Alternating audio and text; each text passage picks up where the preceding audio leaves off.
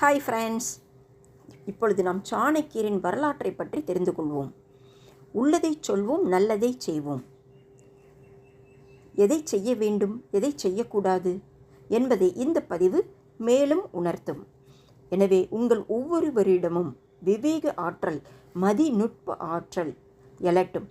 எந்த சூழ்நிலையிலும் என்ன செய்ய வேண்டும் மற்றும் என்ன செய்யக்கூடாது என்று அறிந்த அனைத்து சிறந்த மனிதர்களுக்கும் இந்த பதிவை மேலும் வெளியிடுகிறேன். அந்த பெரிய மனிதர்களையும் மற்றும் பெண்களையும் ஒவ்வொருவரையும் உண்மையாய் அழைக்க முடியும். அவர்களின் காலத்து சாணக்கியர் அவர்கள் என்று. மேலும் இந்த சாணக்கியரின் வரலாறு, அறிமுகம், மேலும் பல தகவல்களை நாம் உண்மையான தகவல்களை தெரிந்து கொள்ளலாம்.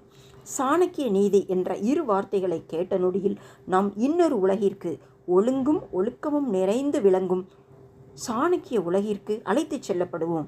இருந்தாலும் சாணக்கிய நீதி என்பது வெவ்வேறு மக்களுக்கு வெவ்வேறு பொருளை தரும். சாணக்கியர் இந்திய வரலாற்றிலேயே மிகவும் அறிந்த முகமாயிருக்கும் தருணத்தில் நீதியின் பொருளை பலரும் அவ்வளவு அறிந்திருக்க வாய்ப்பு இல்லை. சமஸ்கிருதத்தில் நீதி என்பதற்கு பல பொருள் உண்டு. உத்திகள், கொள்கைகள், யோசனைகள், நெறிமுறைகள், திட்டங்கள் மற்றும் தந்திரோ உபாயங்கள். ஆனால் சாணக்கிய நீதியை பற்றி நாம் மேலும் விவாதிக்கும் முன்னர் அந்த சாணக்கியரை பற்றி மேலும் தகவல்களை நாம் தெரிந்து கொள்வோம். சாணக்கியர் 4ஆம் நூற்றாண்டில் வாழ்ந்த சிறந்த சிந்தனையாளர், தத்துவவாதி, அரசியல்வாதி மற்றும் அரசியல் வியூகவாதி மற்றும் நாம் அனைவரும் படித்து அறியத்தக்க வாழ்க்கையை நடத்தியுள்ளார். அவர் 3 பெயர்களால் அறியப்படுகிறார்: விஷ்ணுகுப்தர், சாணக்கியர் மற்றும் கௌடில்யர். பிறக்கும் பொழுதே முழு பற்களின் தொகுப்புடன் இருந்ததாய் கூறப்படுகிறது. மேலும் அவர் ஒரு நாட்டை அரசியல் அரியணையில் அமராமலேயே ஆழ்வார் என்ற தீர்க்க தரிசனமும் இருந்ததாம். அவரது வாழ்க்கை புத்தகங்கள் பக்கங்கள் நாம் புரட்டப்பட்ட போது அதுவே துல்லியமாய் நடந்தது. அரசியல் நீதி மற்றும் அரசியல் அறிவியலின் ஆசிரியராக இருந்த அவரது தந்தை மகத நாட்டின் அரசனான தனநந்தனுக்கு ஆலோசகராய் திகழ்ந்தார். ஆனால் தனநந்தன் ஊழல் மிகுந்தவன். மக்கள் அவனது தலைமையில் மகிழ்ச்சி அற்று இருந்தனர். சாணக் மக்களிடையே பொது விழிப்புணர்வை ஏற்படுத்தியதன் காரணமாய் தனவந்தன் அவரை கொலை செய்தான். சாணக்கியர் அப்பொழுது சிறுவனாயிருந்தார். மகத நாட்டிலிருந்து தன் உயிரை காப்பாற்றிக் கொள்ள ஓட வேண்டியிருந்தது. அவர் தக்சசீலாவை அடைந்தார். தக்சசீலாவில் வாழ்வதற்கு மட்டுமல்லாமல் தன்னுடைய கல்வியை அங்கிருந்த புகழ்பெற்ற பல்கலைக்கழகத்தில் தொடரவும் அவருக்கு வாய்ப்பு கிட்டியது. சாணக்கியர் மிகவும் அறிவார்ந்த மாணவர். விரைவில் தந்தையை போன்ற அரசியல் அறிவியலில் ஆசிரியரானார். ஆனால் விதி அவருக்கு வேறு பெரிய திட்டங்களை வைத்திருந்தது. ஒரு நாள் அவர் மகத நாட்டிற்கு திரும்பினார். அதன் தலைநகரான பாடலிபுத்திரம் அவருக்கு விளையாட்டு அரங்கமானது. மிக விரைவில் தனநந்தனை சவாலுக்கு அழைத்து அவனை பதவி நீக்கமும் செய்தார். பல இளைஞர்களுக்கு அரசியல் அறிவியலிலும் தலைமை துவக்கத்திலும் பயிற்சி கொடுக்க துவங்கினார். தலைமை அலுவலகத்திலும் தலைமைத்துவத்திலும் பயிற்சி கொடுக்க துவங்கினார். அவரது சிறந்த மாணவர்களில் ஒருவரான சந்திரகுப்த மௌரியர் மகத நாட்டின் அரசரானார்.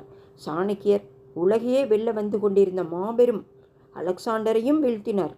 பிறகு சாணக்கியர் இந்தியாவின் 16 பிராந்திய அரசுகளை ஒரு குடையின் கீழ் கொண்டு வந்தார். அகண்ட பாரதத்தை நிறுவினார். ஐக்கிய இந்தியா அதற்கு சந்திரகுப்தரை பேரரசராய் ஆக்கினார்.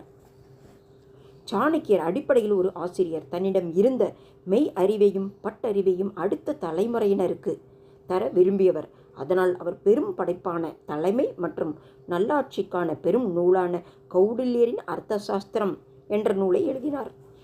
அர்த்தசாஸ்திரம் 6000 சூத்திரங்களை அல்லது விதிமுறைகளை கொண்டது.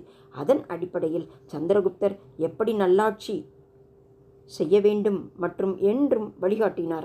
இந்த நூல் இப்பொழுதும் உலகெங்கிலும் அறிஞர்களால் படிக்கப்பட்டு நம் தலைமுறை அதிலிருந்து வழிகாட்டுதலையும் மற்றும் உத்வேகத்தையும் இன்னும் பெற்று வருகின்றது.